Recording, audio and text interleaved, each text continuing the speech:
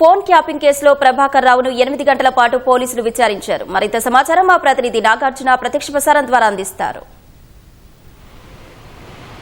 Phone tapping కేసులో ఏవన్గా ఉన్నటువంటి ప్రభాకర్ రావుని సుదీర్ఘంగా 8 గంటల పాటు పోలీసులు విచారించారు. జూబ్లీహిల్స్ పోలీస్ స్టేషన్లో ఉన్నటువంటి సిట్ చీఫ్గా ఉన్నటువంటి ఈ సిట్కి నేతృత్వం వహిస్తున్నటువంటి జూబ్లీహిల్స్ ఏసీపీ విచారణ అంతా చేయడం జరిగింది. దీంతో పాటుగా west zone DCP Vijay Kumar కూడా విచారణలో పాల్గొన్నారు. దీనికి సంబంధించినటువంటి ఆయన స్టేట్మెంట్ కూడా రికార్డు చేయడం జరిగింది. గతంలో ఈ కేసులో అరెస్ట్ అయినటువంటి నలుగురు నిందితులకు సంబంధించినటువంటి స్టేట్మెంట్ల ఆధారంగా అతన్ని సుదీర్ఘంగా విచారించారు.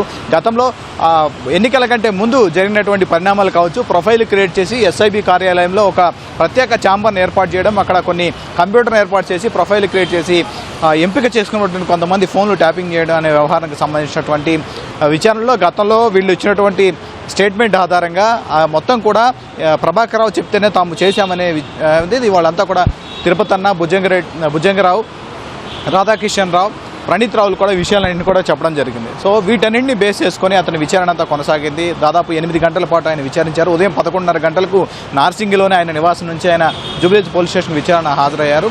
అతను విచారించిన తర్వాత ఈ స్టేట్మెంట్ కూడా రికార్డ్ చేశారు. ఈ స్టేట్మెంట్ ఆధారంగా గతంలో స్టేట్మెంట్ సేకరించినటువంటి నలుగురు నిందితుల స్టేట్మెంట్ ఆధారంగా కూడా ఈ కేసులో తదుపరి చర్యలు ఉండే అవకాశం మనకు కనిపిస్తుంది. మరొకసారి ఆయన్ని విచారించాలని పోలీసులు భావించారు. అందుకోసం 11వ తేదీన మళ్ళీ అతన్ని రావాల్సిందిగా చెప్పడం జరిగింది. 11వ తేదీ మరికొంత విచారణ కొనసాగే అవకాశం ఉంది. సో ఇప్పటి వరకు నమోదు చేసినటువంటి ఆయన స్టేట్మెంట్ ఆధారంగా ఇప్పుడు ఈ స్టేట్మెంట్ తర్వాత కూడా ఈ న్యూస్ ఛానల్ ఎండీ ఎవరైతే ఉన్నారో ఆయన కూడా విచారించే అవకాశం మనకు కనిపిస్తోంది. సో ఇప్పుడు ఈ స్టేట్మెంట్ని బేస్ చేసుకొని అతను మరొకసారి పోలీసులు పిలిచే అవకాశం, శ్రవణ్ రావును కూడా పిలిచే అవకాశం మనకు కనిపిస్తుంది. సో ఇప్పటి వరకు నలుగురు ఈ కేసులో అరెస్ట్ కాగా ఇప్పుడు ఈయన విచారణకి సహకరించాలని సుప్రీంకోర్టు ఆదేశాలు ఇవ్వడం, తదుపరి ఉత్తర్వులు వచ్చేంత వరకు అతను అరెస్ట్ చేయొద్దని సుప్రీంకోర్టు గైడ్లైన్స్ ఇవ్వడంతో సో పోలీసులు కూడా చాలా ఇప్పుడు ఈ గతంలో ఈ కేసుకు సంబంధించినటువంటి సేకరించిన ఆధారాలన్నిటి కూడా అతను ముందు నుంచి విచారణ కొనసాగిస్తున్నారు.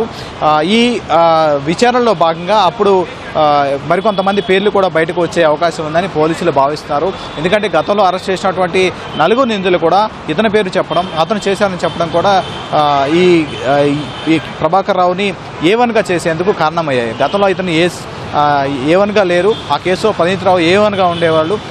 ఓవరాల్గా ఈ వాళ్ళ నలుగురు విచారణ తర్వాత A1గా ప్రభాకర్ రావును చేర్చారు. కాబట్టి ఇతను స్టేట్మెంట్ చాలా కీలకం. ఇతను చేసినటువంటి గతంలో కూడా ఇతను ఒక నాంపల్లి పోలీసులకు నాంపల్లి కోర్టులో సబ్మిట్ చేసినటువంటి ఒక దానికి సంబంధించినటువంటి కూడా అఫిడవిట్లో కూడా తాను కూడా గతంలో ఉన్నటువంటి ఒక బీఆర్ఎస్ బాధితుడిని అని చెప్పేసి ఆయన చెప్పడం, వాళ్ళు నా పై అధికారులు చెప్పిన పనులు నేను చేశానని చెప్పడం, అప్పుడు కొంతమందిని ప్రత్యేకంగా అప్పుడు ఉన్నటువంటి బీఆర్ఎస్ బాస్కి వెళ్ళి కలిశారని గతంలో ఇచ్చినటువంటి నిందితుల స్టేట్మెంట్ చెప్పడం, దాని ఆధారంగా ఇవన్నింటినీ కూడా విచారించనున్నారు. సో ఇతని స్టేట్మెంట్ చాలా కీలకమని పోలీసులు భావించారు. అందుకే స్టేట్మెంట్ రికార్డ్ చేశారు. దాంతోపాటుగా ఈ స్టేట్మెంట్ ఆధారంగా మరికొంతమంది పేర్లు బయటకు వచ్చే అవకాశం ఉందని పోలీసులు భావిస్తున్నారు. 11వ తేదీ విచారణ తర్వాత దీని మీద పూర్తి స్థాయిలో క్లారిటీ వచ్చే అవకాశం ఉంది. ఎందుకంటే ఈ కేసులో దాదాపు 5 నిందితులు, 4 అరెస్ట్ చేశారు.